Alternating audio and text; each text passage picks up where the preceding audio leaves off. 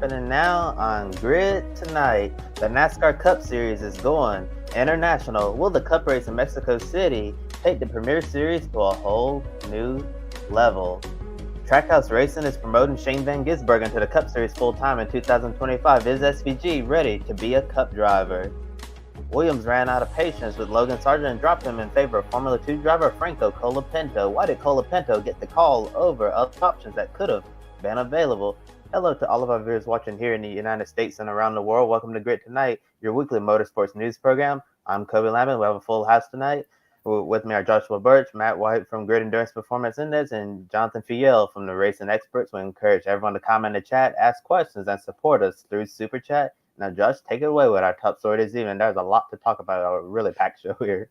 It really is. From going week to week where we haven't had much to talk about over the summer break, everything's exploded. And thankfully, it's all happened just before the Grid Tonight show. Good evening, Kobe. Good evening, Matt. Good evening, Jonathan, as well. Nice to have you on the show again. So let's start off with our biggest news topic.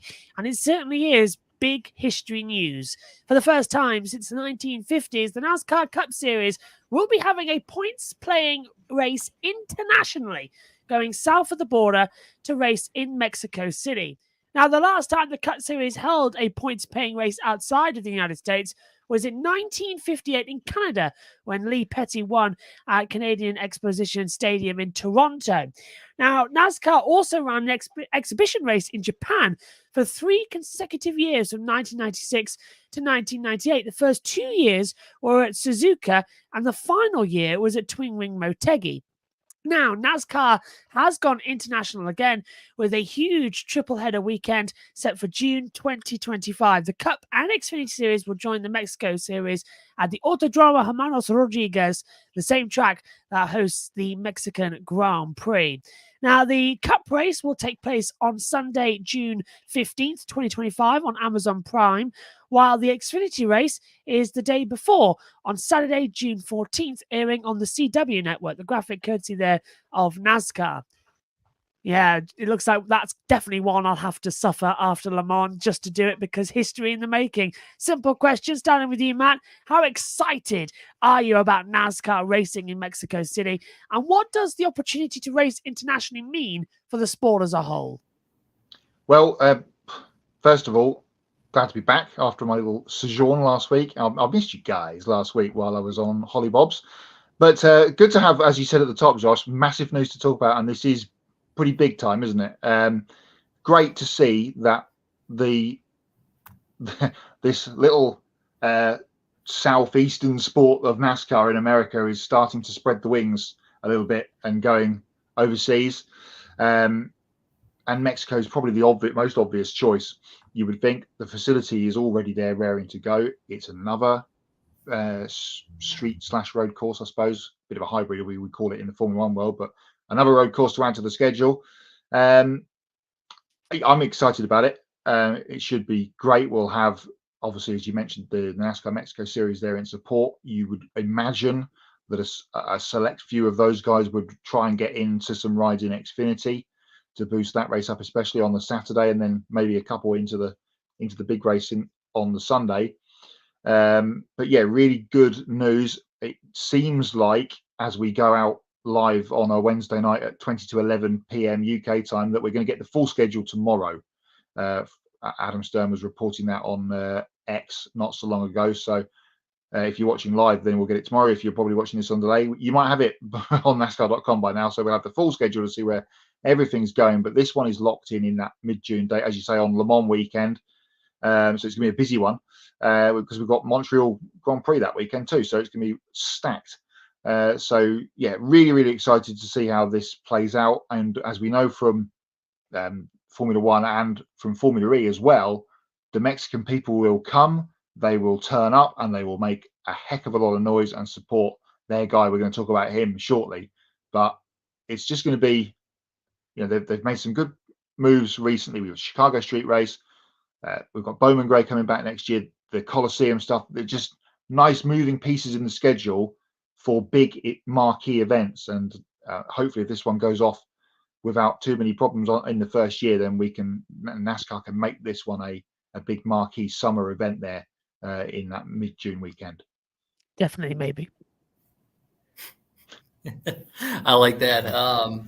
Yeah, I mean, what a way to really expand out, from just the U.S. I mean, I remember some of the rumors that maybe NASCAR was going to go to Brazil, and I just remember back in the day of Enter 2003 racing, where there were literally whole series of just Brazilian drivers and people from other countries who love NASCAR, and I mean, this is great for capturing that audience, for capturing that group of people, different groups of people who don't live in the U.S., who aren't in the U.S.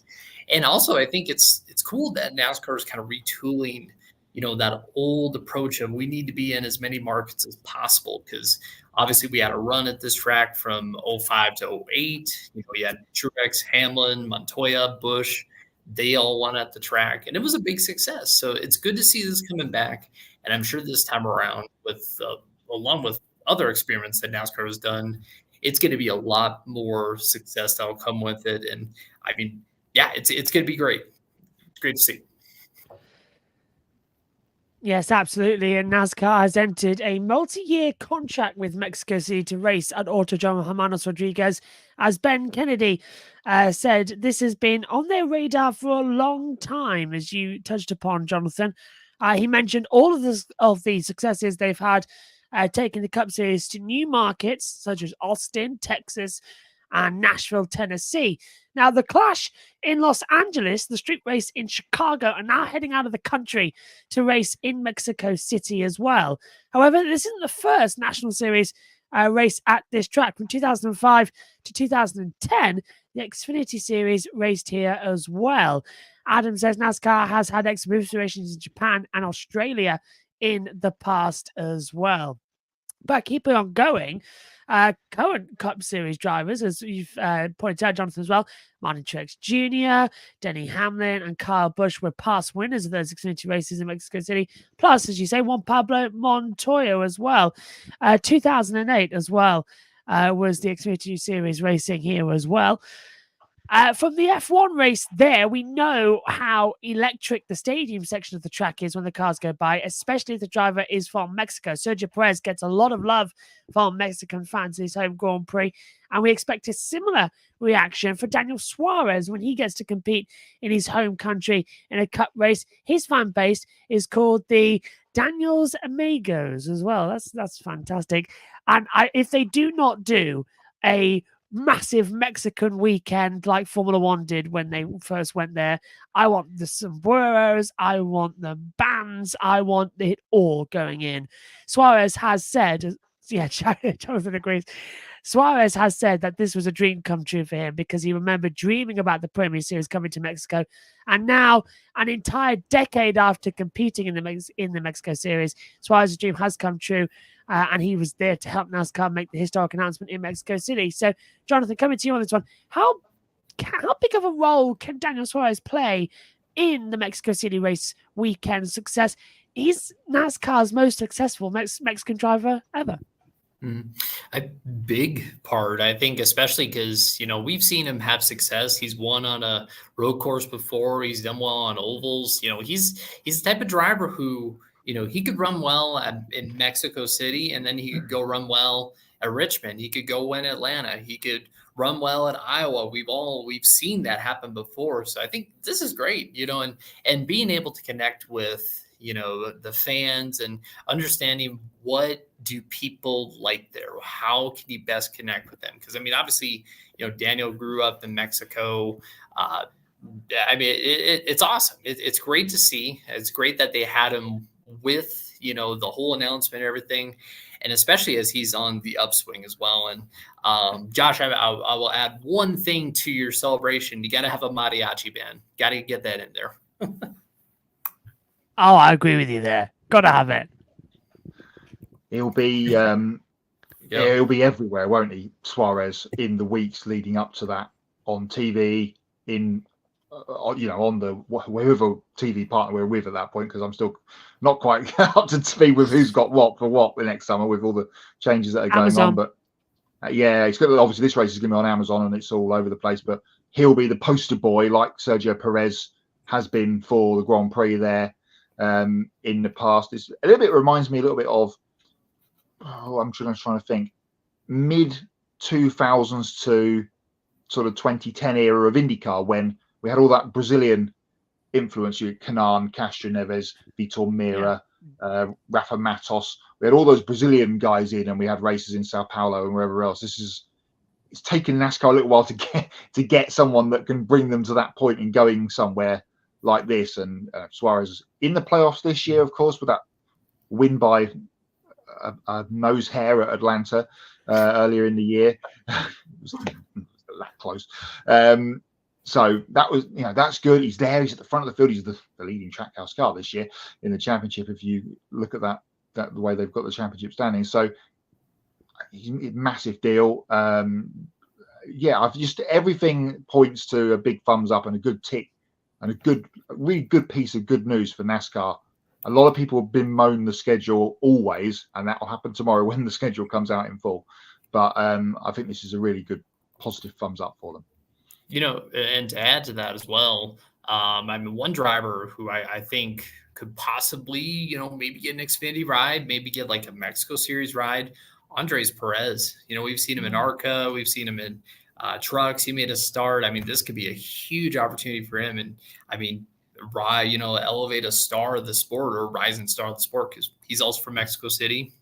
A lot of opportunities. Yeah, there's been a lot of things recently as well with motorsports wanting to expand in other areas on that side of the pond as well. Formula One have been looking at possible races in Argentina. That's been strengthened today with news we'll get on to a bit later on, with an Argentine driver coming into it as well. There's been news that IndyCar also want to go to Mexico City, also want to go to Canada. NASCAR have now announced Mexico City. They have been in talks with going to Canada as well. So there's a real emphasis that we need to get more races, not just in America, but around the whole area as well on that side of the world. So that's great news that things are starting to come up. You were talking, Matt, about the schedule as well. As just quickly, we see behind the mic, hello, Matthew, says it would be really great if Daniel could bag a win in May or early June leading into the race. Certainly would drum up publicity as well. SVG could win in 2025 in Mexico City. That's another possibility as well. It's looks like it's going to be a combination of the FE and F1 layout. So it's that, was it 2.5 miles? So there's going to cut out some of the corners and a bit slimmed down to the FE layout. But Matt, you mentioned about the schedule, and it is part of the schedule that it's changed, adding Mexico in, because during yesterday's press conference, Ben Kennedy also confirmed that Mexico City joining the calendar means that Richmond Raceway is losing one of its races. Now, Kennedy emphasized that NASCAR remains committed to Richmond because it's an important track in an important market. Now, over the years, we've seen tracks like Pocono and Michigan lose one of their race dates, but the fans responded in a major way by showing up to the single race weekends at those tracks in very healthy numbers. Now, it's no secret that Richmond has lost some of its magic as the action track over the years, but we've certainly seen some intriguing strategic plays out there in recent races, and of course Austin Dillon's controversial win just a couple of weeks ago. So similar to Pocono and Michigan, do you think that dropping to one race will be good for business, and was it the right call to take away one of the Richmond races? I think it probably was the right call. They're not getting the fans in there like they used to end of the noughties, beginning of the teens years, and you can see that from the way the track is. There's been grandstands going missing at Richmond. Every time we go back there for a race, there's another grandstand that's had to be pulled down for whatever reason. So New Hampshire was another one. We used to have two races, used to very often open the chase. Lost its second date, gone down to one.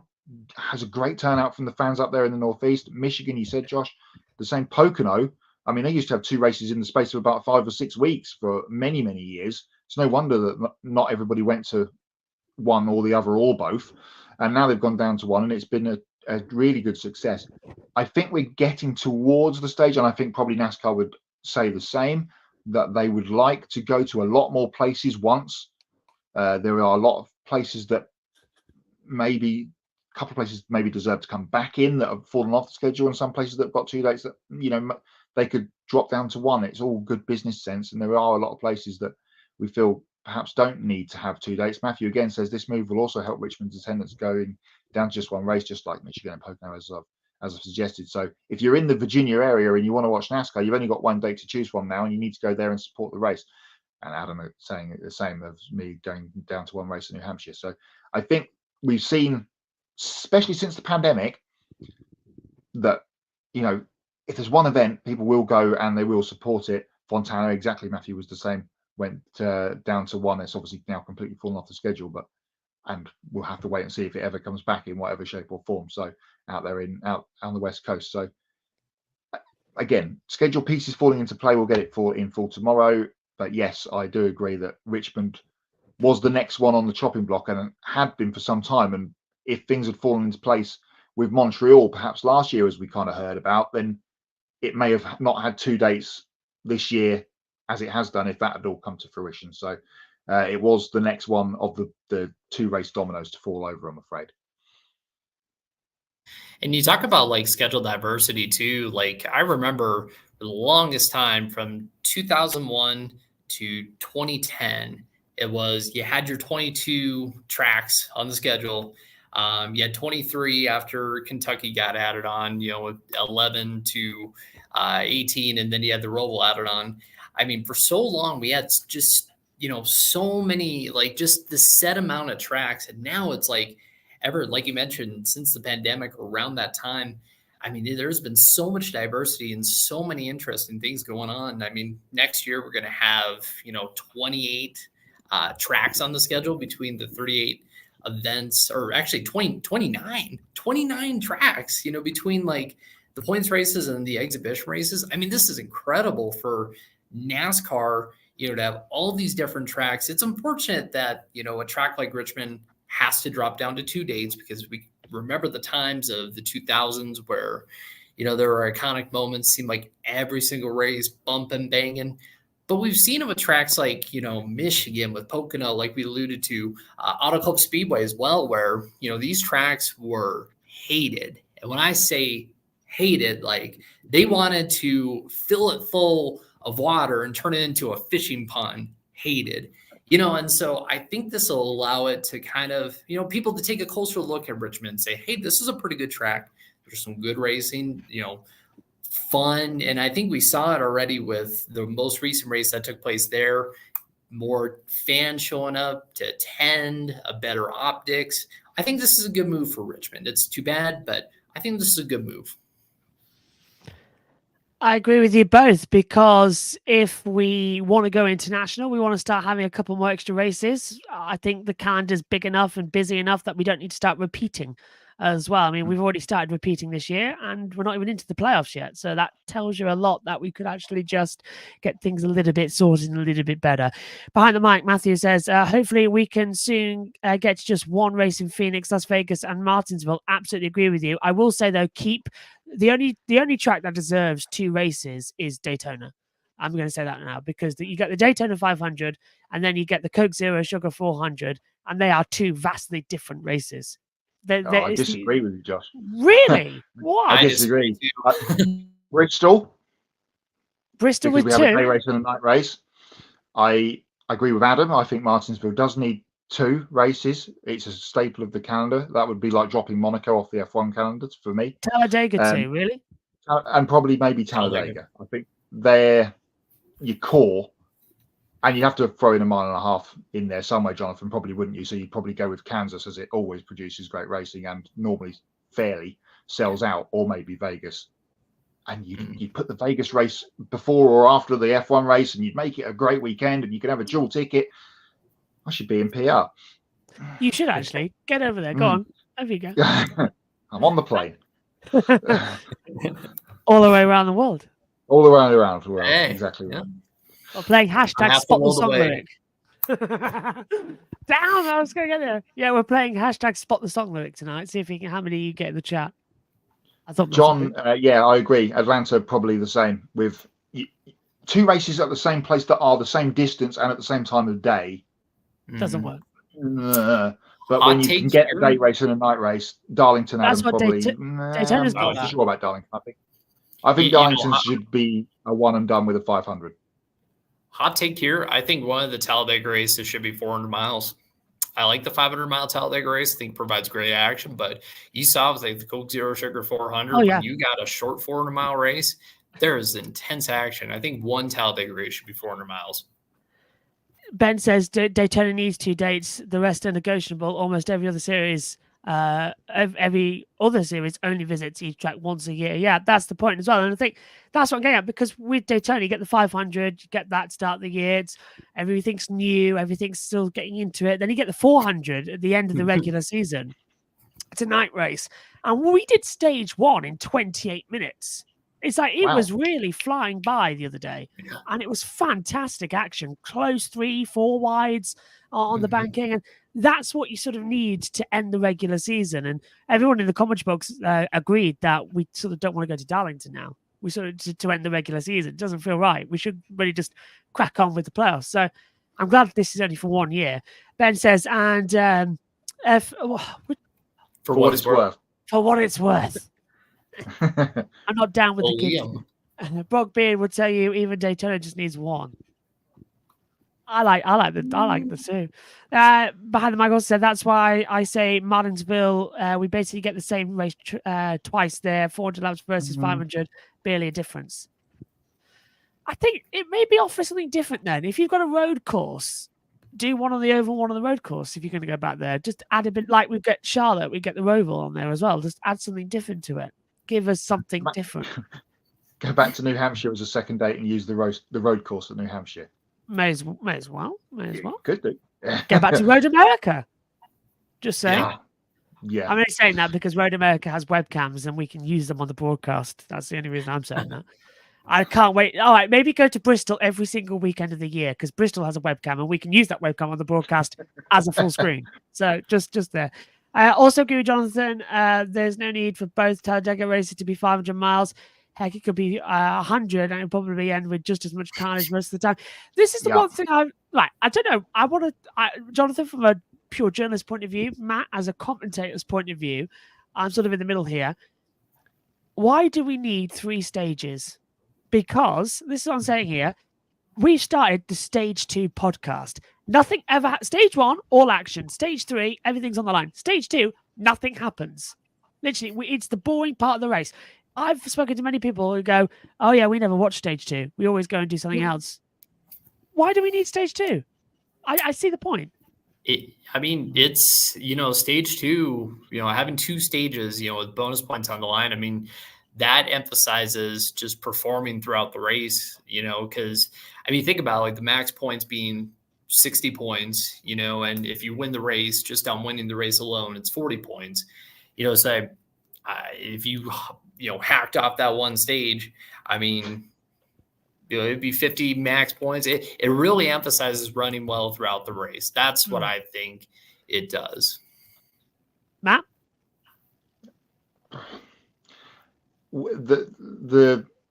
It's been a mileage based championship, let's say, hasn't it, forever? 500 miles, 400 miles, obviously in the Cup Series. You can't just chop a middle out, although I think it was Ben's point before, we could just have 100 miles at Talladega because as we've seen fairly in the last few races, and you go back to the Daytona 500 this year, that all they were doing was running around trying to save as much fuel as they could for the end. It's just let's clock the laps off and wait until we go silly crazy nuts at the end. John says go to CTMP. It was cool when the trucks raced there. Yes, it did. It was. Apart from the fact that every race ended with a silly crash in the final corner coming to the checkered flag. Yeah, but that's NASCAR now. That's NASCAR now. Well, true. To some extent, but I would like to see that track return. I do agree. Behind the mic saying Saturday night races are basically gone with the lack of TV ratings. I think there could be an influx in Sunday night races, though. I did find it interesting that the NBC ratings were announced today, and I put a tweet out about it. Also, Ben saying, why do we need stages? Me for 8 years now. We know, Ben. Even I'm saying that. I really don't like the stages. It gets complicated because we just have stage 2 with absolutely nothing happening. Whereas if that wasn't the case, you'd have race strategy constantly at play. I'm not going to we need to get to this lap and then we need to get to that lap and then we can know there's a caution coming for a pit. It doesn't work. It's killing some of the racing. Completely lost my point now with what I was about to say. What was I on about? Sunday, NBC figures. Sunday, NBC graphics. Thank you very much, Matthew. So yeah, they were released and they were the highest they've been on an NBC broadcast for a Coke Zero 400. I think that's fantastic because they tried something the weekend where every green flag lap was run without ad break. They were side by side. So the viewers at home had the ability to follow the entirety of the race under green flag and understand exactly what was happening. So they didn't get to an ad break and go, oh, well, this race is a bit boring, let's turn off. Because they didn't have the opportunity to do. They were hooked from start to finish. It's like having the intermission in the middle of a movie. If you're not liking it, you just get up and leave and you don't disturb anyone. Yeah. So I kind of like that they're doing it a couple of times this year. Well, also, I think another factor, too, is last year's race and the year before, the race was preempted in about I think it was a dozen markets. And this year, the race only got preempted in one market. So that really helped boost the ratings, too, because more people were able to watch the race on time and on the regular channel in their market. Yeah, I was hoping you'd have something to say about that because me and Matt are stuck here in the UK where we have Premier Sports coming in. So we always have it throughout the entire race as well. But I did have the NBC broadcast up on the commentary booth as well, which was great to keep an eye on. I heard maybe the Truck Series and Xfinity Series could go to Rockingham Speedway in next year. We've heard a couple of things, haven't we, about Rockingham? We'll find out tomorrow. Yeah, when the calendar gets released. Tomorrow, Adam, if those rumours are true, because we're going to get all 3 series schedules tomorrow afternoon. So keep your fingers on. Yeah. Keep your fingers crossed if you want to go to the Rock. We wonder if they can go to Rockingham in Corby. That would be cool. Oh. Hey, Josh. Yeah, I'd be right there. Put rental cars out of Rockingham in Corby, and it's a shame you guys would have to get up in the sky to do that. That's for sure. Yeah, sorry. Yeah, that's quite very well done there, Jonathan. Well done. John says as well, NASCAR should make all green flag laps commercial free. I think they should. In this day and age, we should have all racing free on, like we can watch it all. No ad breaks in the middle of it.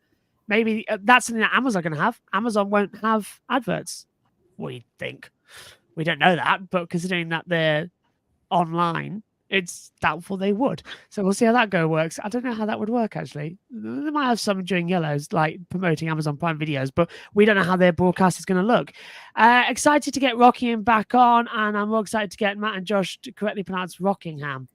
Rockingham. Well, that's only because we've had Rockingham for years in the touring cars, pronounced as Rockingham. So Rockingham, it's quite hard to put the twang on it. I still remember when IndyCar raced at Rockingham Speedway in the UK. That was fun to watch as well. Lee Diffie called those races for the BBC over here as well. If you remember, that was when he was still working for the Beeb, and he called those races here.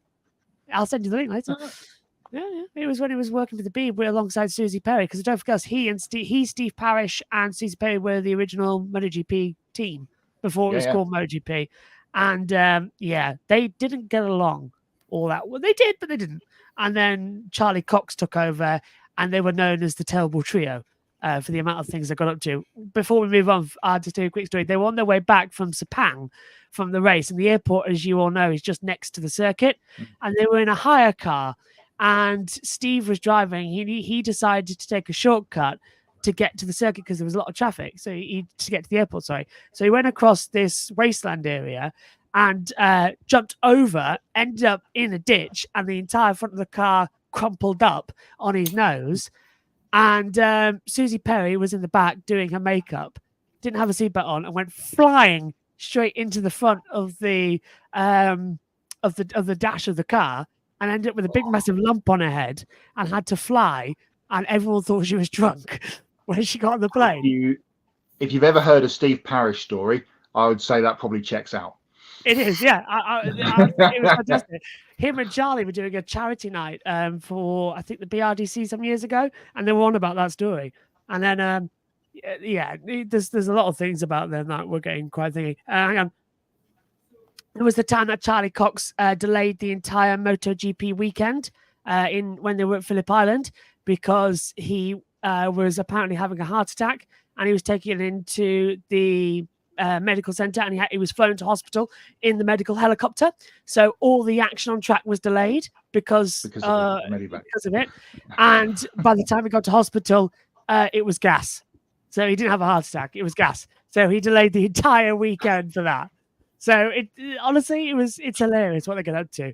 Any new tracks rumored for Xfinity and trucks next year? Well, for Xfinity, it's Mexico, isn't it? That's a new one. Xfinity, yeah, for Mexico, which we know. We'll get clarification on Rockingham tomorrow. Milwaukee, though, does sound like it is going to be off the Truck Series schedule after 2 years up there. So that's one that we're going to be missing. But as I keep saying, we'll find out tomorrow. Absolutely. Right, I'm going to move on before I get shouted at in my ears for talking. On to something else that was broken over the weekend, because at a press conference before last Saturday night's Coke Zero Sugar 400, Trackhouse Racing announced that they are promoting Shane van Gisbergen to the NASCAR Cup Series full-time in 2025. Now, Trackhouse purchased a third charter to expand to a 3-car team ahead of next year, as van Gisbergen joins Ross Chastain and Daniel Suárez at the top level of stock car racing. Now, in order to get experience on ovals and get better understanding of stock car racing, SVG has been competing full-time in the Xfinity Series with Carlo Racing. Now, so far, he's won 3 Xfinity races at Portland, Sonoma, and Chicago, including 2 poles, 5 top 10s, and 5 top 5s, and 6 top 10s. SVG said that when he decided to leave supercars and come to NASCAR, this is exactly what he planned for, and feels like he's ready to be a full-time Cup driver. He thinks he's made progress this year in Xfinity and looks forward to competing with NASCAR's top drivers on Sundays. However, one of the biggest surprises was the car number he'll use at Trackhouse. SVG is going to drive the number 88 Chevrolet, the same number that Dale Earnhardt Jr. used at the end of his Cup career. Now, before choosing this number, team owner Justin Marks got Dale Jr.'s blessing to use it, who said he's excited to see a new chapter added to this number's legacy, and believes the number 88 will have a good home with SVG behind the wheel, both graphics courtesy of Trackhouse Racing. At 35 years old, and not much time to mess around, is Shane van Gisbergen as ready as he'll ever be to go racing full-time in NASCAR Cup Series? Also, what do you think of him driving using the number 88 instead of the number 97, Matt? Well, I'm massively excited for this, obviously, as regular viewers of the show will probably come to realise. Let's put it this way. Martin Truex Jr. is retiring at the end of the season. He's 44. So if Shane was going to do it, he's only got, a fairly small window to go up there and run in the Cup Series full time. And we're going to basically see him as a full-time Cup guy from here on out to the end of the year, because he's going to be pretty much in double dutying every week now for the end of this year, and then be up in the Cup Series full-time next year, as we've talked about. So I think he's ready. The results have been, obviously, he's got those 3 wins, as you said, Josh, all of them on the road courses, and of course Chicago on the street track. He's got a couple more opportunities to come his way with the Roval and Watkins Glen still to come to add to that list. The chance to put him up, we know how valuable a playoff berth is for a team now. We've seen that over the last couple of years, and we saw it at Richmond a couple of weeks ago, how valuable trying to get in one can be. How valuable it is now. And if you've got a guy that has the chance to just go and win a couple of races, not even a couple, just one of those road and street course races, now to use an IndyCar phrase, to get yourself in there, then that's massive for your team and for the company. So I think that's a part of this Trackhouse deal now, to get him up there and get him in the playoffs, because he's really got good chances. And now with Mexico being added to the schedule, as we've talked about, that's another one where he'll have his sights set on getting the trophy there. And we could see some more rugby balls being punted into grandstands here, there, and everywhere around the country, and in Mexico too. Running the 88, 97's been his number for a long time in Australia and now up in the States. And it probably, I was going to get another shirt anyway, and it just means I'll have to buy myself another shirt at the beginning of the season, I suppose. I don't like it, but I'm stuck with the 97's been his number for such a long time, since he came back with Techno in the VIP Pet Foods car, and Adam will remember that race. He should have won at Bathurst when the starter motor failed in the pit lane. So it's been a long time with 97, so it's going to be take a little change in the mind to see where the 88 is on the timing tower, or trying to spot it out on the racetrack. But as you said, it's a bit of an iconic number. The blessing has been given. There was the tweet from Dale Jr., wasn't there, on Saturday during the day, saying, "Oh, I'm excited about this announcement, because he's got something to do with it, with the 88 being involved." So I'm all for it. The time is now. If it's going to be done, it's got to be done now. Before, if he uses another year in the Xfinity Series, then probably you would think time would run out, and maybe there might not be a seat for him. So the chance to go is now, and they've snapped it with both hands. And he's going to be the same age as Josh Berry. Or about the same age as Josh Berry. This year in his rookie year.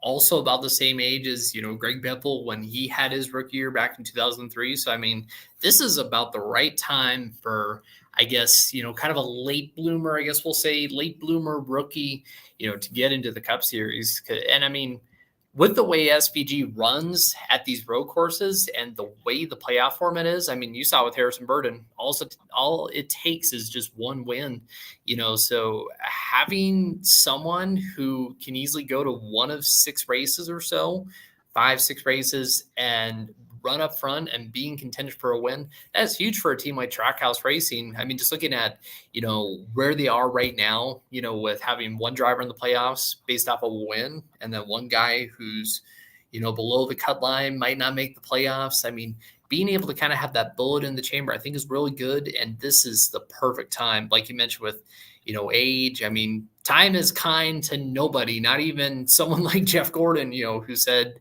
I think about a year ago, that he's pretty much all done racing, because, I mean, it's just not fun anymore. It's not, what he wants to do. I might as well do it now, and with Trackhouse investing so much, it's the perfect time. Get it going, see what happens. Martin Brundle's 60 odd, and he's just got a new ankle, and he's back out there getting in some races ready for next season with his testing as well. So you're never too old. Let's get SVG once he fully retires, and let's get Jeff Gordon over and get them over for the Goodwood Revival meeting. Let's have that. Yes, and the festival. That'd be fantastic, wouldn't it, as well? I love that. I would love it as well. I can't wait. When is it? It's in a few weeks, isn't it? A couple of weeks, isn't it? Yeah. Yeah. Normally end of September. So I wonder if I can cover any of it as well. That might be something to get on, actually. See if we can get a team together to cover that. That'd be fun. I've always wanted to do some Goodwood Revival stuff. Can't wait to see how SVG does in 2025. Should be quite interesting. Adam's also a massive fan. Dale's got a stronger identity with the 8 anyway, and Bowman already ran it for a few years after he retired. I don't know why JR Nation would be so upset about this, especially since Dale approved. I agree. Dale has approved it, and we've already had the 88 back, and everyone knew it was the 8 as much as his dad was the 3. It was how it all goes, and the 3's been back out in the series anyway for a number of years now. Reportedly, we're getting 5 Road Street in the regular season. That's a lot of chances to win and bag playoff points, then win stages on strategy, then win the Roval, and he's in the round of 8 as well. It seems like that's going to be an option, isn't it? And to be fair, he would have won Chicago if it, didn't end badly for him with the car cutting out.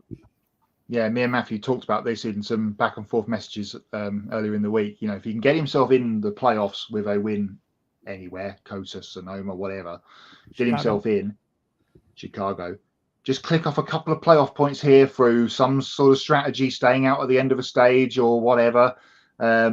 Just click the playoff points coming over. If he can get through the first round with what he's got, and then he gets the Roval there in the second round of the playoffs, he could be straight into the round of 8 fairly, no problem at all.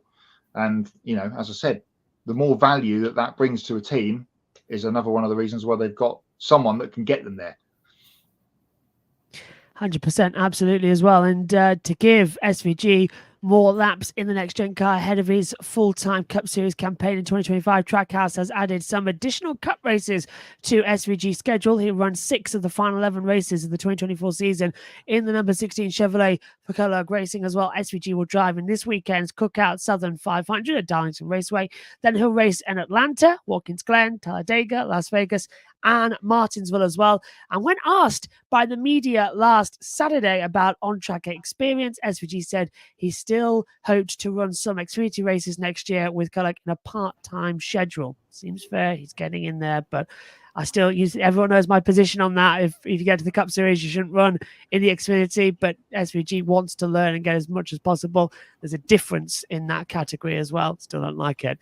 But given how different the Xfinity car is from the next-gen Cup car, will running some Xfinity races still be beneficial for SVG and help him out on the Cup side? I think so. I mean, for colleague racing, if they have a full-time entry that has a bunch of different drivers, getting them in there for maybe a road course or two will be really helpful for points, especially, in the owner points, where you are at the end of the season, like top 25, you get like a pretty good bonus. So if they need someone like that, for maybe like an entry with multiple drivers, that is great. But for SVG himself, I think running the ovals, even if it may not have much to carry over technically, it's just a confidence thing, because I will just say straight out, no matter what he learns in these oval races he runs in the last part of the season, he is going to struggle to some extent on the ovals next season in Cup. I mean, this is like, you're talking the best oval racers in the whole world. I mean, SVG is definitely a talented driver, and he's had some experience in Xfinity, but it's going to be a learning curve. We've seen it with drivers who have even had a lot of experience on ovals and finally get to Cup. A lot of the rookies we've seen over the years, Ty Gibbs for one. For someone like SVG, it's going to take some time to just get in the flow of things, to keep up with, the level of competition in the Cup Series. And I think the Xfinity Series running some oval races there will be great. You see with John Hunter Nemechek right now, how he's able to run some races with Joe Gibbs Racing in his, I don't want to, his second rookie year, well, I guess we'll call it first year. Obviously you ran the races with Front Row Motorsports in 2020, the whole season there. He's been running some races with Joe Gibbs Racing and Xfinity to kind of just, keep that confidence up, to keep, the morale up, because when you go a long time where, you're finishing the teens, 20s, even the 30s, not really running well, you kind of lose faith in yourself in some ways. So I think that'll really help with morale, help with other things as well. Yeah, I don't disagree. I was listening to him being interviewed last week before on something. I can't remember what it was now, but he came back to the supercar schedule, which obviously he's been used to for a long time, where it was 2 races on a weekend, but it was once every 4 or 5 weeks at some stages, whereas now he's racing every single weekend, and sometimes, as we talked about, going to be doing double duty between now and the end of the season. He's a racer. There's a lot of guys, I feel like, to your point, Josh, that are Cup guys that come down and do the odd race here or there. That's sponsor and money orientated. I think Shane is the type of guy to, if he, you put his hand up and go, yeah, I'll do it. Give me the car, I'll go and race. And if he's going to race, you would assume those Xfinity races next season are going to be on the road courses, then he's got a chance to win, as he's proven this year with a great drive through the field at Portland. Sonoma, he kind of dominated. He's at the front level on the road courses in Xfinity. We've seen somewhat slightly different in the Cup Series, apart from, of course, at Chicago last year.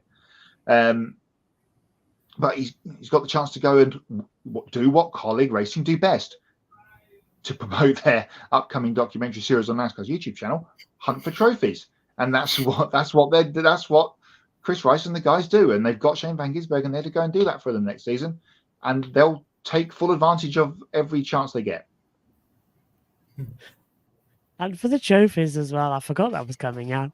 To make room for SVG as well, Trackhouse had to part ways with its development driver, Zane Smith.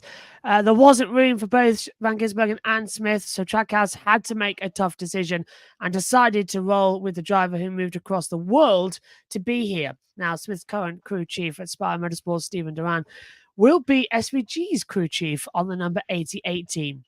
Zane Smith has put out a statement saying, obviously, I am disappointed that I've been put in a tough spot. I am diligently exploring quality driving opportunities and hope to quickly wrap up my plans for next year. Meanwhile, kudos to our 71 Cup team. We've turned our year around this summer with 6 top 20 finishes in the last 10 races, which included a top 10 last weekend and run-up finish in Nashville. With more determination than ever, I will continue to do what I know best, and that is to work hard, race my heart out, and prove myself. Thank you to everyone that has and continues to stand behind me. Did they get the thesaurus out for that one? That tripped me up so many times reading that sentence as well. That did not read like a normal sentence from a normal human. Did they honestly? Did he say something and then go, yeah, we've got to titivate this as well. Just get the thesaurus out as well. Honestly, that tripped me up without glasses on as well at 11:19 on a Wednesday afternoon and Wednesday evening. Matt, coming to you on this one. What are your thoughts? I've completely jumped the gun there. Yeah, see, that's how much that's got me there. I've jumped the script. So with Smith leaving the Trackhouse driver development program, many expected that he could reunite with his old team for the Truck Series, that being Front Row Motorsports at the top level. However, Kevin Harvick thinks that we should potentially pump the brakes on that idea. On his Happy Hour podcast, Harvick said he's also believed that Smith would take Front Row's final available cut ride, but he's heard that Ford might have some hard feelings about how he left them for Chevrolet, and there could be some bridges burned there. Nevertheless, Smith has dealt with adversity before, with his career path uncertain, but he's always pulled through in the end and found good opportunities to continue racing. Can you tell me what I'm coming to first? What are your thoughts on the difficult situation that Zane Smith has found himself in? Well, it is a difficult situation, and this is a talented guy. He's won races in the Truck Series fairly easily, and he's just been getting to grips with, much like he said in his statement, his long-winded PR statement there. He's been getting to grips with the Cup car this year, and it's coming together for him in this summer stretch. Unfortunately, maybe it didn't quite come as quickly as some people wanted it to, and now he's going to find himself outside looking in. He'll wind up somewhere. He's got to. He's far. We talked about this in all series recently. So I've got flies. Talked about this in all series recently. He's too good to be sat on the outside looking in at a ride. If in the Cup Series, he would be a great pick for someone in Xfinity to run him full time. I feel like he'll have a great chance of a run at a championship in Xfinity, a good Xfinity team, if he can get in there. So tough for Zane, but he's a young guy. He's got talent and speed. Plenty of time for him to bounce back. Hopefully he can pick himself up and get a good ride for next year. Yeah, I agree. And, I think the big achievement of Zane this year is that he's been really improving as the season's gone on. Ever since that second place finish in Nashville, I mean, he scored, top 15s, top 10s, even qualified inside the top 10. I mean, he's really showing why he belongs in the Cup Series, which I think was a big question at the start of the season when you saw Carson Hocevar really running well, after he made a similar jump from trucks to Cup, with even less experience than Zane did. But again, first year team, because Carson had some experience with Luke Lambert and that team was already established. But anyways, that's getting away from the point. With Zane, I would feel very heartbroken if he fell victim to, some of the dealings and some of the, I guess you could argue, politics of the manufacturers in the sport. I mean, we've even seen it with, Parker Retzlaff, what's going on with, how he said there was some backlash from Chevrolet and his decision to push Harrison Burton at the end of the race. Now this with Zane Smith and Ford. I mean, it is so tough how this sport works, but the manufacturers, they put so much money into the sport, and they have the final say on things. So, I mean, it would be disappointing to see Zane not be in a ride, not be in that front row motorsports ride, because I think he's definitely deserving of it. He would be a great fit for it. He has that experience with the team. And then, of course, Spire Motorsports has a ride open as well with the number 7, but obviously that's the team that he's kind of, I guess you could say, in limbo with right now, not being, brought back on with the number 71. We really are kind of waiting to see what's going to happen with all this, but it would be a shame if he was not in the Cup Series, because I think he is someone that could be a good asset for a team to really carry them into the future. Many people are saying he could be off to Front Row Motorsports as well, but I'm just also looking at some of the replies. Many people have caught up that it was a very weird statement to make as well from that one. It did not read right as well coming into it, but speak. It was PR. Yeah, it's not him speaking. That was complete PR speak as well. Ron speak. What was his speak? Ron, as in Ron Dennis. Yeah, using long words when you could use short ones. Oh, I hated that as well. I hate it. Yeah, and yeah, he had short enough words, isn't it, when he was talking about Fernando Alonso or something like that as well, wasn't it? As well, the old 2 fingers. Okay, we're going to leave Jonathan now for this part of the show and bring him back in later on for Hots or Nots and move on to our third main story of the evening, because after another costly mistake by Logan Sargeant in free practice 3 at Zandvoort that resulted in a heavy crash and fire, Williams Racing has decided to part ways with the American driver.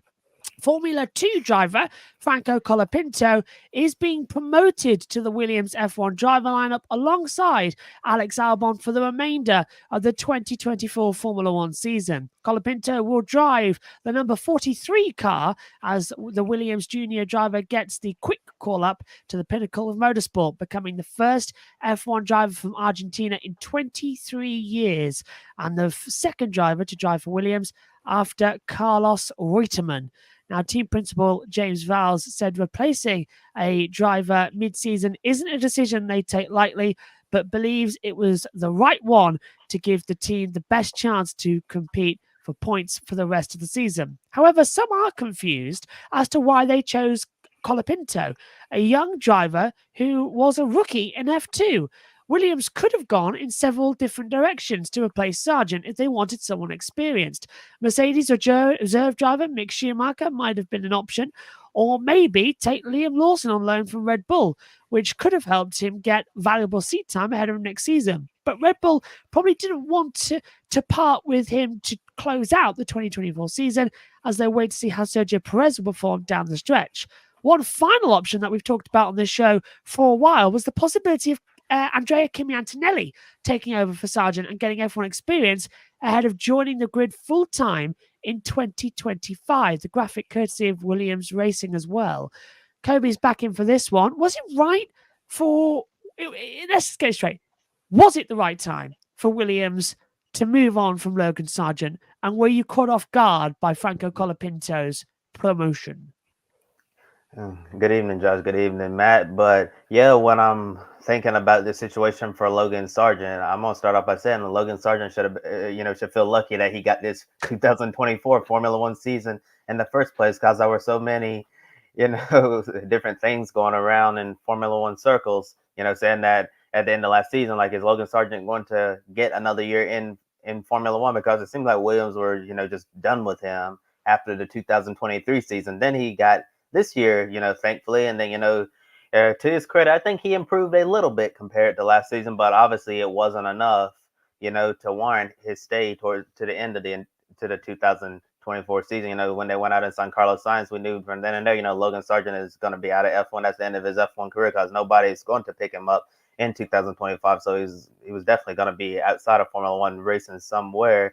But yeah, it's an unfortunate situation, for all of us Americans over here, because we take a lot of pride in having an American driver on the F1 grid. And looking where things are right now, I have a feeling that it's going to be another long time before we see an American racing at the Pinnacle Motorsport full time again. So really unfortunate situation there. But I'm glad Logan was able to fly the red, white, and blue there on the world stage while he could. And I guess it's time to move on to the next thing. I'm sure we're going to find out in the weeks and months ahead where Logan's going to be racing in 2025. Will it be endurance racing? Will it be in the IndyCar series? Will it be Formula E, who really knows at this point? But I think that Logan will definitely be racing somewhere next year in some type of racing series. But yeah, I was caught off guard by Franco Colapinto. To be honest, Franco Colapinto wasn't even on my radar, as potential replacement for Logan Sargeant. And I think even some members of our team even said that, who is Franco Colapinto? So a lot of I saw a lot of other people as well, like they had no idea who Franco Colapinto is, but I knew who he was, from watching Formula 2 and Formula 3, last year. So I think Franco Colapinto, given the talent that he has, I believe that he is deserving of an F1 seat, maybe a year or two too soon. Yeah, but who really knows? I'm just afraid that, moving him up to Formula 1 right now could end up hurting his long-term prospects of being in F1 full time, because here's the thing, Franco Colapinto had no real shot of moving up to the Formula 1 grid full time next year. So I'm just very confused why they picked this rookie driver, in their Williams Racing Driver Academy to go up, when there's really no chance that he's going to be in Formula 1 next year. I mean, it's good that he's getting a Formula 1 race experience, but I'm just kind of puzzled why they chose Colapinto when they had other options on the table. But after reading several things from credible media outlets, it really seems like that that Williams's other options just wasn't gonna happen. Just like Liam Lawson, for example. I think we all can agree that Liam Lawson is going to be in Formula 1 next year in somewhere form, whether it's with the Red Bull Senior Team or the Visa Cash App RB team. He's going to be with either one of those organizations. But like you said, Josh, we know Red Bull still don't completely believe in Sergio Perez. We don't know if Perez is going to continue to struggle, as we continue to get out of this summer break and into the second half of the season. I have a feeling if Sergio Perez, continues to, lay goose eggs and not get the points that he should be getting and getting closer to matching Max's pace, we could potentially see, Perez out of that car at some point later on this season. So why would Red Bull want to loan out Liam Lawson to Williams for the rest of the year? Because Liam Lawson is going to be the driver that they would need if they move on from Perez. So it would not surprise me if we end up seeing Liam Lawson on the grid later this season. Anyways, and then Mick Schumacher, and I saw Toto Wolff making some comments saying that he would love for Mick to get an opportunity to drive this Williams car, but unfortunately that just wasn't that. I think Mick is even racing this weekend and Circuit of the Americas in the World Endurance Championship event at Alpine, but I believe Mick said that he would make any Formula 1 race weekend a priority over his sports car racing weekend. So unfortunately they didn't go with the experienced F1 driver in Schumacher. And then Josh, you said it, Kimi Antonelli. We thought that Mercedes would really want to see him, get some F1 experience before he goes to replace Lewis Hamilton next year, because I think that's probably the worst secret kept in the paddock right now, that Antonelli is going to be replacing Hamilton at Mercedes next year. So although I believe that Antonelli should finish out his F2 season, I honestly thought if they replaced Logan Sargeant that they would just cancel the rest of his F2 season, and just move him up to the Williams car to get some experience head into next year. But I am relatively pleased that, even with this move of Colapinto, it means that Mercedes is not going to rush Antonelli up, that they're going to let him finish out the season, and continue to learn and grow before he's on the big grid next season. Well, lots of bits to cross off of this. Let's go to Logan first of all. As you said, Kobe, we got to the end of last season and we really weren't quite sure if he was going to hang on to that seat at the end of last year, and he did.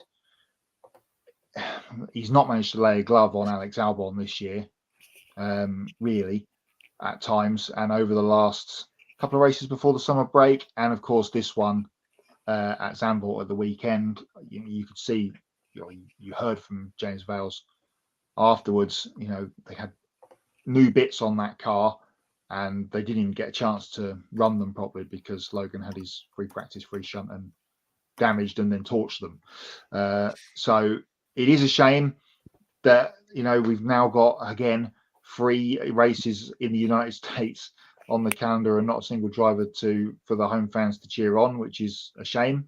Who do we have coming through next? Probably Jack Crawford is, Josh, I would say from F2 is probably the next person to perhaps go with the American flag on. He got a win at Barcelona earlier in the season in a feature race, really good drive. So that's that. I've just checked the calendar, mentioned Mick Schumacher. All 3 of the remaining World Endurance Championship races clash with Grand Prix. Oh, so that was this weekend. Kota with Monza, Fuji is on the same weekend as Baku, and Qatar is on the same weekend as Brazil, Formula 1. So although it's on the Saturday, so that's tricky for him to get out of that. We've heard a lot about Mercedes and Alpine perhaps doing a deal. Mick Schumacher is a Mercedes and an Alpine driver at the same time. Williams and Mercedes powered. Maybe that could have been a thing. It hasn't come to fruition. It looked like Liam Lawson was perhaps their number one go-to. I've seen and heard some things today that may suggest that he may still be on the grid later on this year in a Red Bull sponsored car of some thing. There's been some stuff come out today that I've seen that we may get to later about Red Bull as we tick past an hour. But let's get on to the good news part of this story, which is Franco. He's not going to be in the car next season because we know they've locked in Albon and they've got Carlos Sainz coming. So they needed to fill the gap. So why not go to your top driver academy driver? It makes absolute sense to me. He brings money, of course, and that's obviously needed. The big thing we're losing Sargeant. Argentina down the side of the car, I'm sure, at the weekend, or something along those lines. Williams, of course, not in the same financial position that they were a couple of years ago when they really needed money. I think it's a good move. But the problem, as you mentioned, Kobe, I guess, is where does he go from here next year? Because he could come in and do a really good job over these next, what's left, 7, 8 races, whatever it is. But then there's no seats anywhere for him to go. So what does he do then? Does he go back to F2 for a season and try and win the championship? Well, I asked this question of Glenn Freeman of the race, and he said his exact reply to me was, I think you won't have any money left. So, and much like Logan Sargeant, he's also done some LMP racing. So he may then filter off into World Endurance Championship or something like that. Maybe with Logan, maybe they'll end up being teammates. That'd be a weird thing, wouldn't it?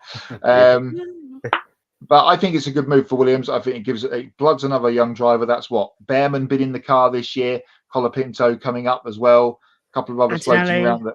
Antonelli, of course, he's going to get a run on Friday, isn't he, in the Merc? And then we all expect him to get the deal. He's going to be in free practice at Monza. Time to announce it. It's going to be where they announce it as well to get because all eyes, all eyes on Hamilton for Ferrari next year. It's going to be right there. Yeah, of course. So that's what's kind of locked away. So I'm excited to see what Franco can do. He's been good in F2 and F3 over the last couple of seasons. And it's much to Kobe's point of, oh my goodness, who's this guy? This is why you watch the junior formula and see these people coming up and go, he's going to be good, or she's going to be good, or whatever. And this is why you don't just watch the big stuff; you watch the junior categories too. Yeah, and also that's why you should watch the Grid Encore show on Monday nights at 7 p.m. Eastern time. Oh, absolutely right. That was wonderful. Right, you ready for this? Are you ready for this? Wanting to replace a driver his predecessor probably rushed into F1 too soon, James Vowles has, after much deliberation, chosen to rush a driver into F1 too soon. Yep. In the words of Carl Penny, that's incredible as well coming into it. Got a couple for you, if you want to go for this. Well, after being told to be a better man, Sargeant ain't got nothing more to bring, as he's a boy with the blues compared to Williams' angel child Albon. So after his crash, he was told to back it up, bring it down and fade away from Williams. Don't look back in anger and keep the dreams alive and take one for the road before going around the world to come home potentially for IndyCar for 2025. How's that for hashtags? Some might say it's all part of James Vowles' master plan. Well done. Right, that was well done. I'm impressed with that. I'm very I'm impressed with that. You know what I mean? Yeah.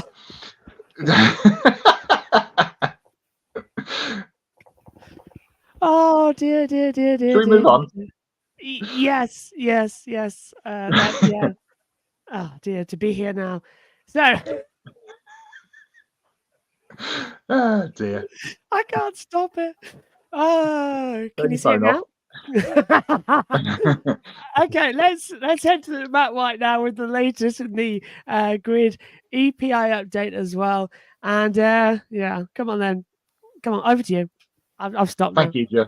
Yes, stop the clocks. Go away. It's time for the Grid Endurance Performance Index update, and I've got 2 weeks worth of news to bring you because we've had, as I wasn't on the show last week, lots of races to tell you about. 2 weeks ago, we had at Road America the latest round of the GT World Challenge USA. A double victory for Alec Udell and Tommy Milner in the Corvette, winning both races across the weekend. And at the Nürburgring, a very wet Nürburgring for the DTM, it was a good weekend for the Van der Linde brothers. Kelvin won on Saturday and Sheldon won on Sunday. One in a Audi and one in a BMW. This weekend gone, it was a hugely busy weekend. It's taken me a long time to write all this stuff on my phone, so I'm going to try and get it all out as quick as I can. IMSA were at VIR, the last sprint race of the season. We've still got Indianapolis and Petit Le Mans to come. It was the last sprint race of the year, and it was an all GT affair.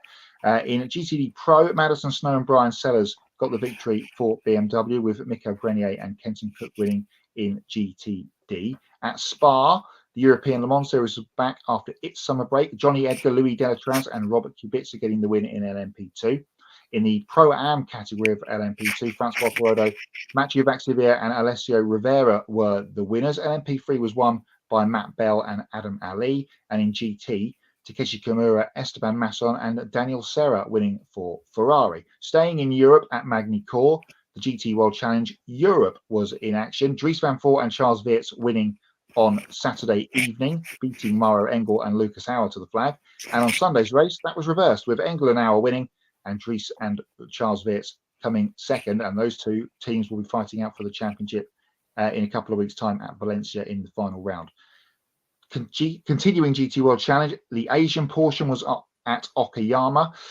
James Yu and Akash Nandi winning on Saturday, and Yi Bian and Eduardo Liberati winning on Sunday. And at Phillip Island, the GT Festival of GT World Challenge Australia was there, and it was a double victory for Chaz Mostert's Ferrari team, because he owns it and drives, and he won on Saturday with Liam Talbot, and the team car of Jackson Evans and Elliot Shute were the winners on Sunday. Here is an updated look at the points through week 22. Andre Lotterer continues to lead, but as mentioned a little while ago on the show, the WEC is back in action this weekend, and they are in Texas at Circuit of the Americas. So he, Laurent Van Voort and Kevin Estre, that team car, the championship leaders in the WEC, will try and continue to lead that championship and hopefully pop themselves up with a victory. It is still an all Porsche fest through the top 6 drivers in it. Sebastian Alvarez got a second position in the ELMS race at Spa, so that's popped him, the young Mexican, up into, I'll talk about Mexico on the show tonight. He is up into 9th position in the top 10 there of the Grid Endurance Performance Index. That WEC race is the big headline race of the weekend, coming up this weekend. There is the top 50 for you on the screen as it stands. And we've also got a couple more races as well this weekend, but WEC the main focus, and that will probably, more than likely, shake up the top 10 as we head towards week 23 and into the final quarter, of course, of the Grid Endurance Performance Index of 2024 as we head into September. There is only 50 races now left to score in the Grid EPI of 2024. So plenty to still happen, and it will happen this weekend at COTA with the WEC. Time to head to Kobe now. He's got more of this week's news. Thank you, Matt. Time for some more motorsports news from around the world.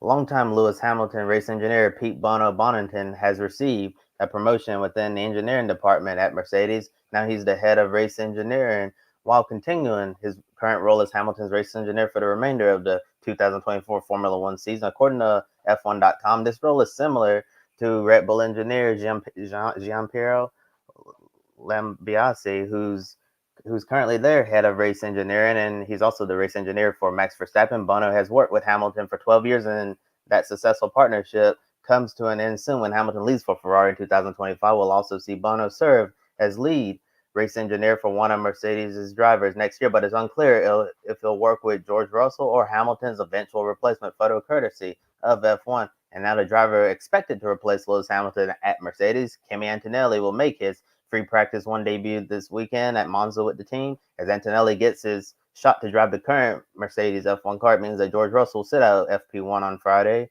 The Italian driver is currently driving for Prima in F2 and has improved throughout the season.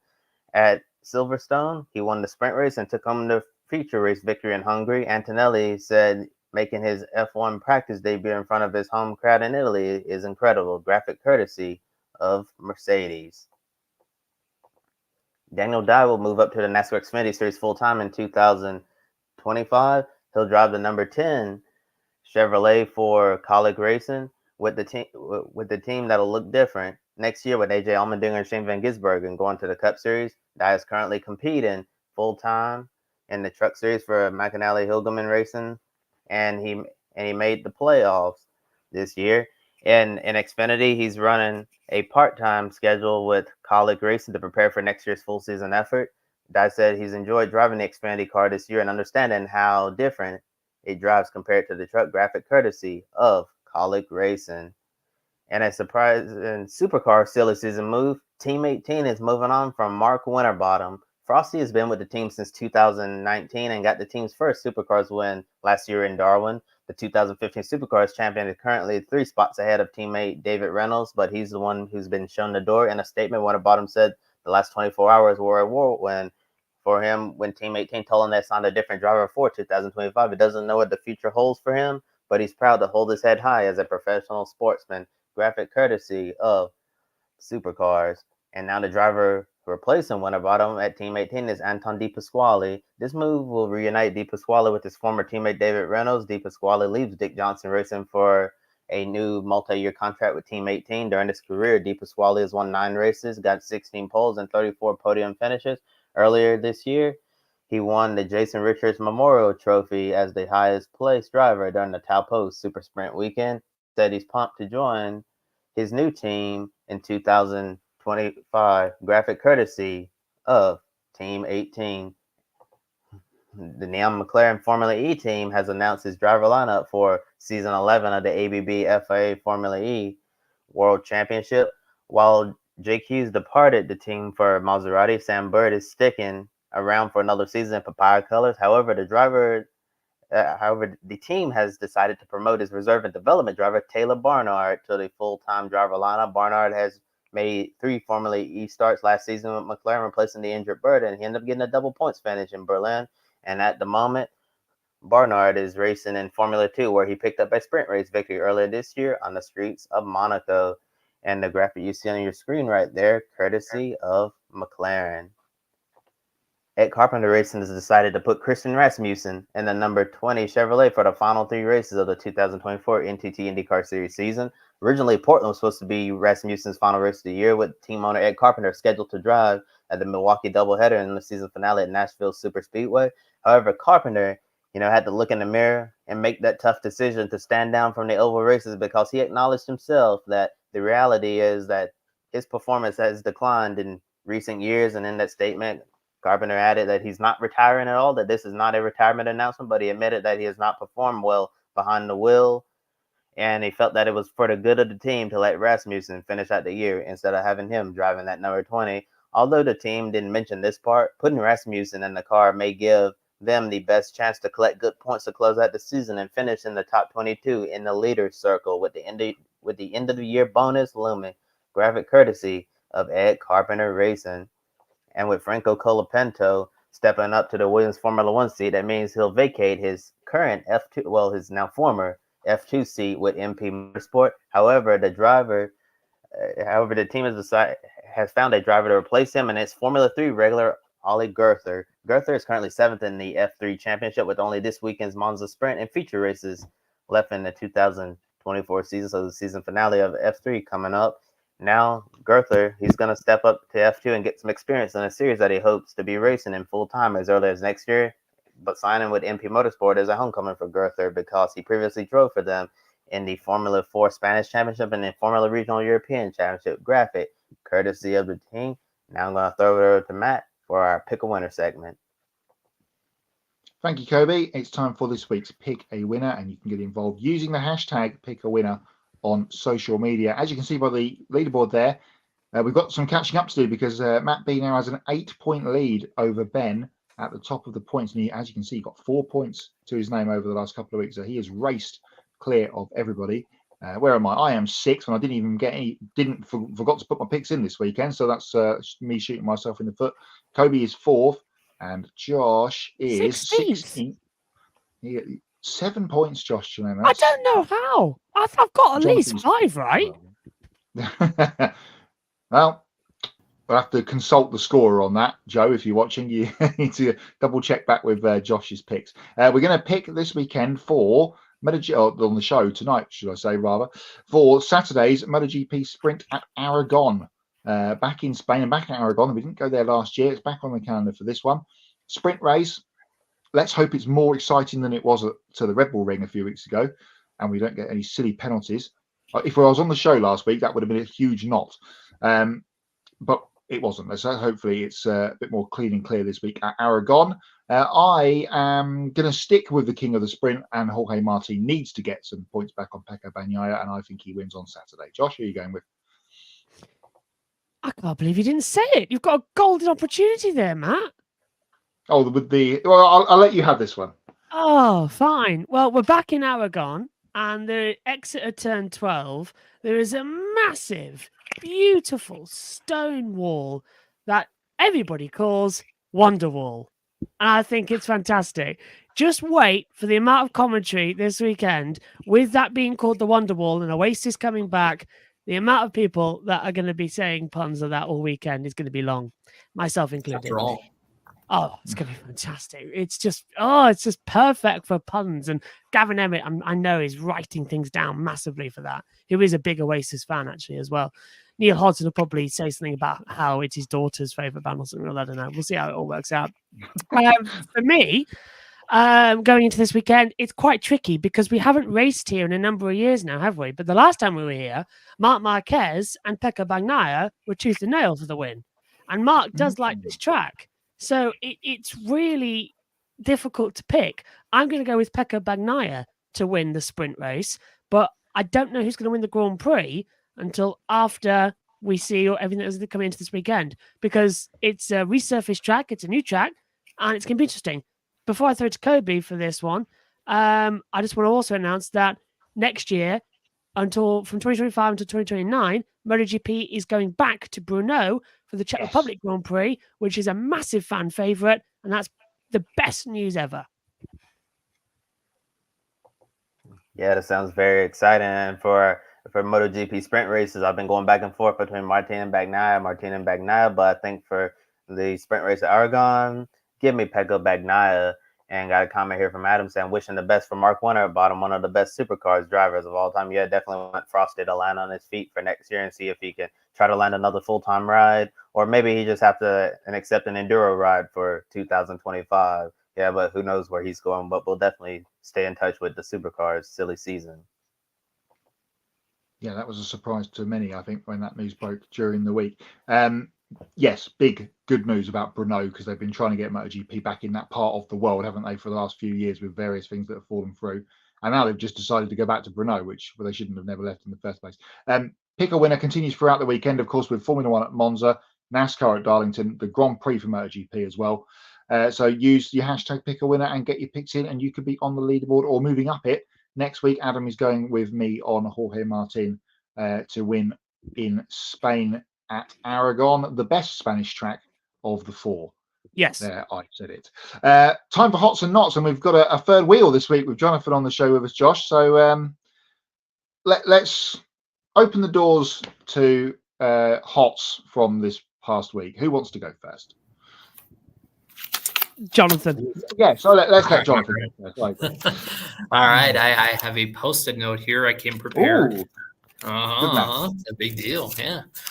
So Hots, I will start off with second-generation drivers. I mean, this whole weekend in NASCAR, you had, second-generation drivers going to victory lane, and really deserving ones, I think. With Ryan Truex, who's really been slugging it out, and anything he can get his hands on, and now is probably the best ride he's ever had in the Xfinity Series, winning at Daytona, and then you got Harrison Burton. I mean, he said it. He got fired from his ride and didn't know what's going to be happening beyond this year, and he got the 100th win for such a historic team like the Wood Brothers Racing, got in the playoffs. I mean, that's a huge moneymaker, huge boost for his career. He beat Kyle Busch. His dad was on the call. Jeff, your little boy's done it. I mean, what more could you ask for? That was a great morale boost for him. And then on top of it, you go into Sunday where Lane Riggs, who's had, just an abysmal season compared to what we thought he was going to do, has been on a good run lately. believe he scored, I think, something like 3 top 5s in the last 5 races. He scored, I think, the 7th most points of any driver in the Truck Series over the last 10 races, 9 or 10 races or so. I mean, he's been playoff material. He straight up beat, 2 playoff guys, 2 of the best playoff guys who are probably going to race for the title. I mean, amazing. Like, he really, really needed something like that. I mean, I had every bit of confidence that he was going to return to that truck next year, but I think that just for sure sealed it up. So that's my first hot. Do you want any more, or do you guys want to take some? No, you go. All right, cool. My next hot is Parker Retzlaff. Man, what a job well done in his second ever NASCAR Cup Series start. I mean, he was in a tough spot. Where, Christopher Bell had already chosen to line up behind Kyle Busch because Bell was ahead of Retzlaff. Retzlaff could not push Busch, and he went for the move that was going to get him to victory lane. And he talked about it. I wanted to win for these Beard Motorsports guys. They only get about 6 opportunities to win every year. He did what he needed to do. We talked about manufacturer politics. He didn't care. He just wanted to win. And I think that's an admirable quality. Manufacturers be damned in that situation. So a hot to him. A hot, this might be a little debatable. I still think the right side air deflector, the rear window deflector, the more I talk about it, I'll give it like like when you put your hand just above the oven, you can feel that heat, like rising up. That's the type of hot I'm going to give it, because I think it really worked in the case of like Michael McDowell, his car getting turned into the pack. It looked a lot like Tony Stewart's 2012 flip at Talladega, just so much force, momentum going into it. You look at Josh Berry's wreck, there was so much force, momentum going into the side of the car.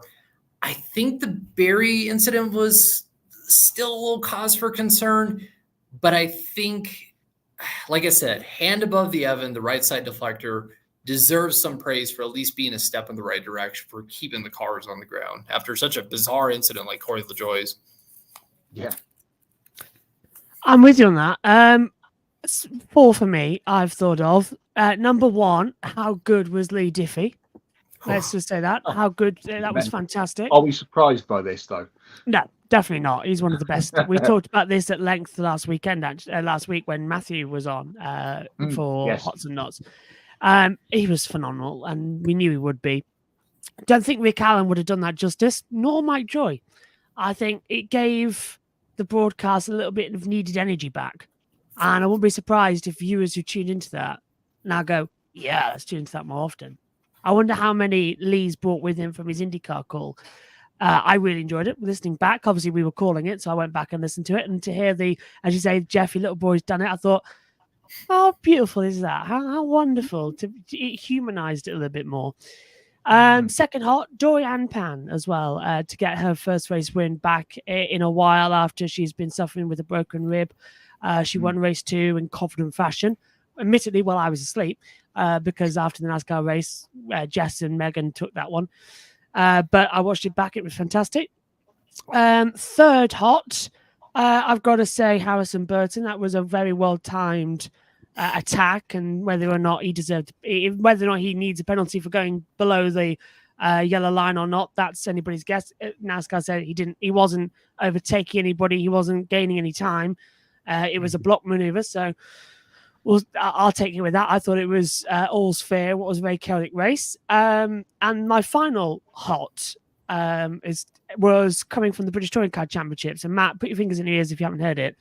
I've seen one thing, which is about to be one of my knots, but go on.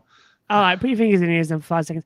Tom Ingram, from an engine failure in race 2, starting the grid in race 3 from 19th and fighting his way back over 14 laps, which turned into 17, to second on the Grand Prix layout at Donington was absolutely fantastic. He was miserable end of race 2, and he was really happy race 3. The championship's still alive, and it looks like it will go down to the final race when I'm there at Brands Hatch. And I can't wait. I really can't, because I get to call it right there. And it's going to be that'll be my ultimate hot of the season, that one. But yeah, they're my hots. coming down to the crunch, Silverstone and Brands Hatch on the Grand Prix loop to go in British touring cars. Before mine, Adam has got their NASCAR at Daytona regarding Diffie and Harrison Burton, as you guys have mentioned, winning. And Dad, Jeff, in the commentary box, a bit like the old Ned Jarrett, Dale Jarrett winning the 500 calls, and it arcs back to that from many years ago. Matthew says, for the second straight week, I say the hot is Lee Diffie, just brilliant. I'm excited to be excited about NBC broadcast for the first time in a long time. And I'm sure Matthew, who's been very high on Parker Retzloff this season, was happy that he got a good finish on Saturday night too. Ben says the only people surprised are the trolls who called his botched 100-meter call unforgivable. That's from the Olympics, of course. For us normal people who understand nobody's perfectly is one of the best in the business. Absolutely correct. Oh, and the Facebook comment says, but they probably still think he's terrible. My hot, all of my hot comes from the Dutch Grand Prix because it's the only thing I really got around to watching at the weekend. The best weekend combined performance of Lando Norris's Formula One career. Absolutely smashed them in qualifying by almost 0.4 of a second, around the second shortest lap on the calendar. I don't know I did that. Who knows? Only he. I don't think he even knew really. Once he probably sat down and looked at the data, and then, as I tweeted at the time, you sat there and watched the start and went, "Oh well, this is done." After 25 meters off the start line, when he was beaten away by Max, but then he turned it around and. Brilliant stuff from McLaren all weekend. Piastri probably should have got a better result than he ended up getting from his race because he got caught up behind, was it George, wasn't it, in the early portion of the race. Another excellent job, I thought, by Charles Leclerc, who is outperforming that Ferrari at the moment, while his teammates having a bit of a struggle. Not all of that factors due to him. But yeah, the championship's on. Both championship, I don't, still 70 points, blah, blah, blah. It's on. Absolutely, it is on because if Lando wins at Baku, say, and Max ends up in defence somewhere, that's 25 points straight away, and it is absolutely game on again. And the constructors is fire. At the 29. moment. Yeah, that is very close. So excited to use Matthew's comment from before. Excited to be excited about the conclusion to an F1 season. We're not asleep. No, absolutely right. I'll tell you one thing though. Yes. I did enjoy the fact that somebody pointed out to me that we've got races coming up where Max historically does not do well out if he has a bad car. Singapore coming fairly closely. Baku, Monza. They had the tyre failure. McLaren will go well at Monza. They resurfaced and reprofiled Monza, so it's going to be interesting to see what that does to the racing at the weekend. I'm going to say this: Max will DNF Monza. I'm going to put my bet on it now. Max will DNF Monza for the one reason: if that car is understeering and oversteering, that's the last thing you need at Monza. Because it is such a fast circuit. If he can't control it, he'll end off somewhere. And I bet you. He'll have a rear suspension failure through Ascari. I was going to say Ascari. Yeah. It's that part of the track, isn't it? When you're flicking through in quick change of direction 3 times, that's where he's going to go. Ben says Max isn't winning Singapore. I don't think he will. It's a circuit where they go poor at. They were terrible, weren't they, last year for their standards? It was the only race weekend where they had a bit of a shocker, didn't they, last year? Let's move on to knots. Can I go first? Have to. I will repeat a knot from May, I think it was, when the British touring cars were at Thruxton, and Andrew Watson collided with the tyre stack. And it happened again at the weekend at Donington Park, and this time the car was off the ground because he collected it so high. Get rid of tyre stacks on apexes of corners. They do not work for track limits, and all they do is cost team money in damage repair. And we could have seen a rollover at the weekend with Andrew Watson in the Corolla. And that was all I saw was the still images of it. And it looked very, very scary. So please, MSA and everyone in the UK, Motorsport UK, stop putting stacks of tyres on the apexes of fast chicanes. Please. With your Someone's going to get that. I think that's my only knot. Go on, Jonathan. All right. Well, it's good to be free. Keeping the theme up there. My not is Chevrolet. Man, just in response to what happened with, Parker Retzlaff. I understand, the way things work in racing. You want to make sure you support your manufacturer teammate, especially on the super speedways like this. But there was no way he was going to directly support Kyle Busch getting to victory lane on Saturday night. I know that maybe it could have led to a better push, to Christopher Bell up to Kyle Busch to maybe get him victory lane, because that was a big deciding factor in him winning or not. But I mean, it wasn't like Parker was going to have a direct impact on it. So I say not to. Apparently, now, obviously, this is all allegedly. This is what Parker's talking about. We haven't heard Chevy publicly say it yet, but based on what we've heard from Parker, Chevrolet is my not. My next not is I've got more knots than Matt. This feels kind of weird. Anyways, I was fairly busy at the weekend, so my viewing was limited.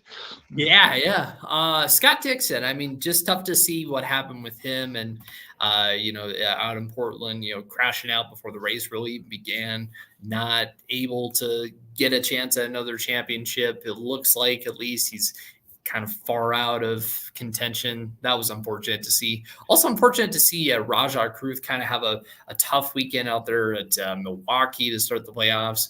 But, I mean, he is a very resilient driver. I expect him to be back at Bristol.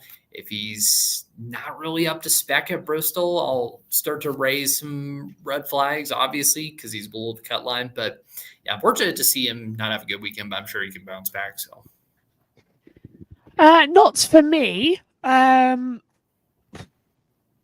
Did not like the amount of flips we saw at Daytona. And we're seeing recently. I think if NASCAR is serious about the safety of these new gen cars, and they need to really reinvest in the rollover safety and stop these flips from happening, because that's twice now in the space of 6 days. Well, actually 5 days, isn't it? Really, that we've had cars just flip, like it just with what happened with what happened later on in the race as well, completely irrelevant. Berry's car should not have flipped over that quickly. It was weird how it just sort of caught the underneath it. So that needs to be looked at. Great job on the safer barrier, though. By the way, that really did do its job there. That was a high acceleration on the roof crash, and he walked away perfectly okay. That was fantastic. So well done for the crew there. Red Bull Racing, they're another not for me. How? It's that famous Mosby quote, isn't it? Not how do you lose a woman? How do you lose a championship?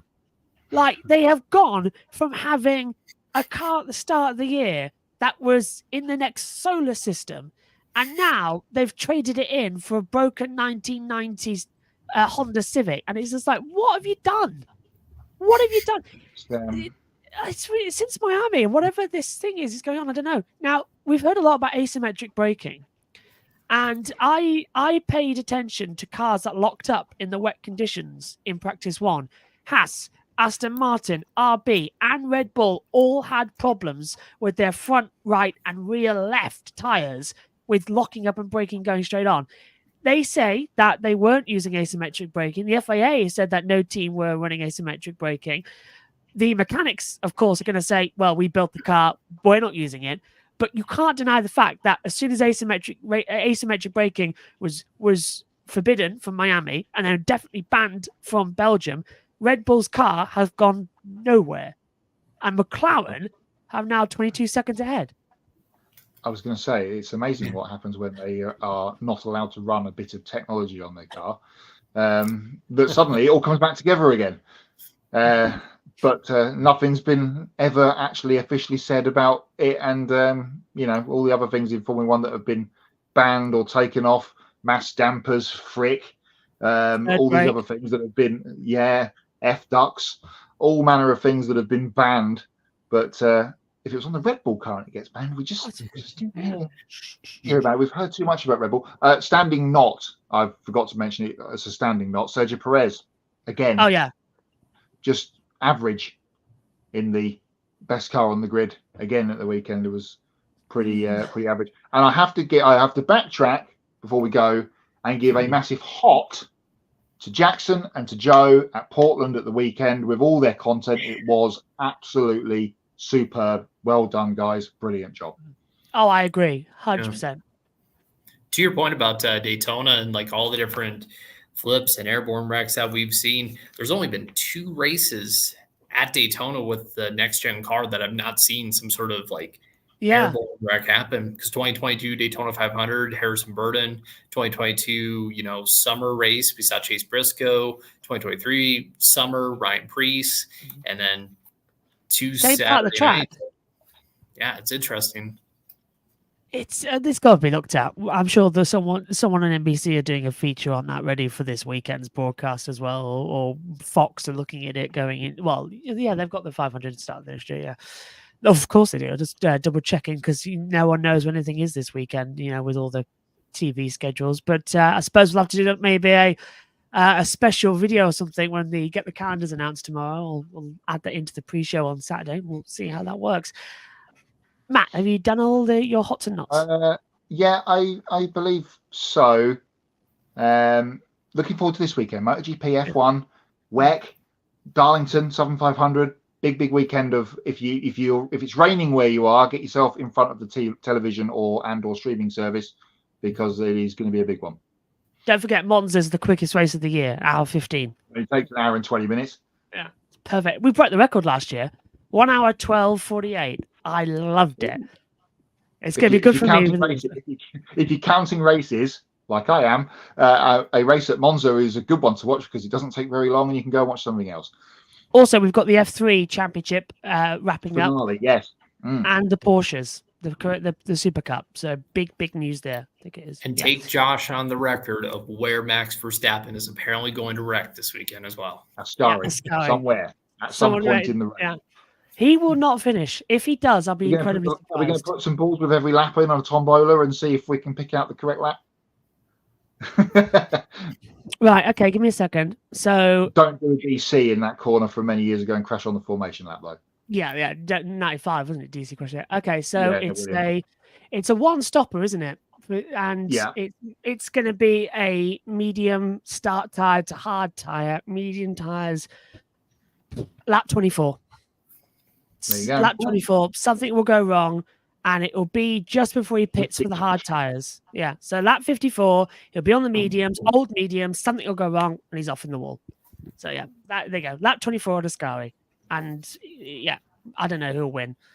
Somebody will Charles, that'll be good. Good news story.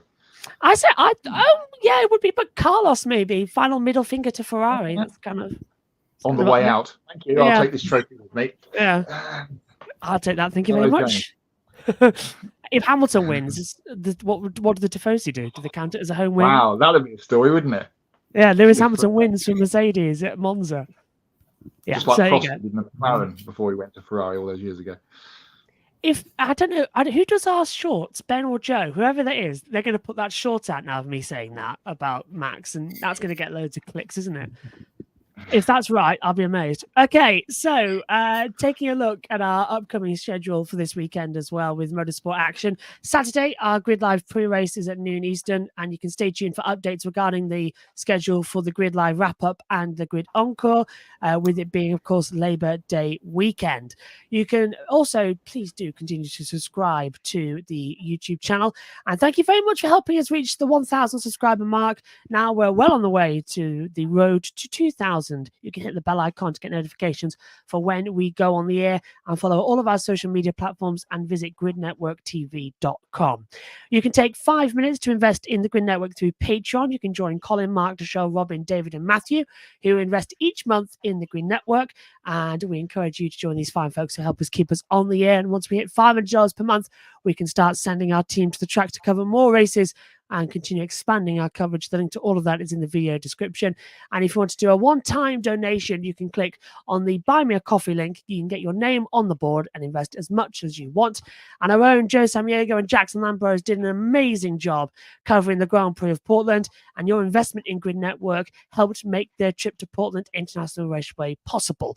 And all the links to their Portland content, whether it's interviews, daily video recaps, the race recap, or the photo gallery on gridnetworktv.com, it's all in the video description as well.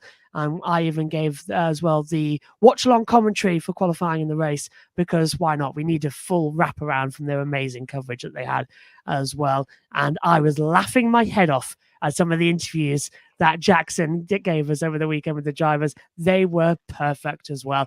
And I love the sit-down with Alex Palou that our own Joe got as well in the middle of a Portland cafe. How beautiful was that as well? So please do go and check it out. And you can consider buying a specific on-air personality cup of coffee, and they will thank you on the air. For Kobe Lambeth, Matt White from Grid Endurance Performance Index, and Jonathan Field from the Racing Experts as well, I'm Joshua Birch. Thank you very much for watching. We'll see you next time. Bye-bye.